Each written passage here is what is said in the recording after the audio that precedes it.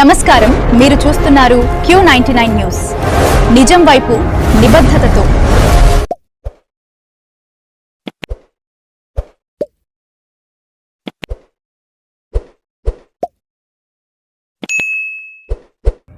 ఇది సాధారణ ర్యాలీ కాదు.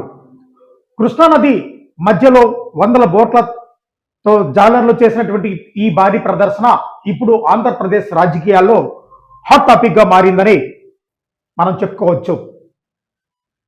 మత్స్యకార కుటుంబాల సంక్షేమం కోసం సీఎం చంద్రబాబు ప్రభుత్వం తీసుకున్నటువంటి కీలక నిర్ణయానికి కృతజ్ఞతగా గంగపుత్రులు నది మీదే సంఘీభావ ర్యాలీనైతే నిర్వహించారు. గత ఏడాది 1,21,000 కుటుంబాలకు గాను 243 కోట్ల ఆర్థిక సహాయం అందించిన ప్రభుత్వం ఈసారి మరింత పెంచి 1,30,796 కుటుంబాలకు గాను ఏకంగా 262 కోట్ల ఆర్థిక సహాయాన్ని అయితే విడుదల చేసింది.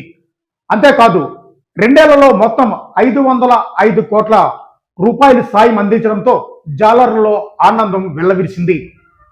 మత్స్యకారుల సేవలో పథకం వరుసగా రెండో ఏడాది కూడా కొనసాగడంతో చంద్రబాబు ప్రభుత్వానికి మద్దతుగా ఈ వినూత్న ర్యాలీని చేపట్టామని జాలర్లు చెబుతున్నారు.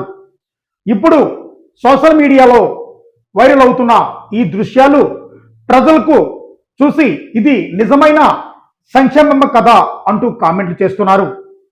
ఈ భారీ బోట్ల ర్యాలీపై మీ అభిప్రాయాన్ని కామెంట్ రూపంలో తెలియజేయండి. నేను మీ Q99 శ్రీనివాస్.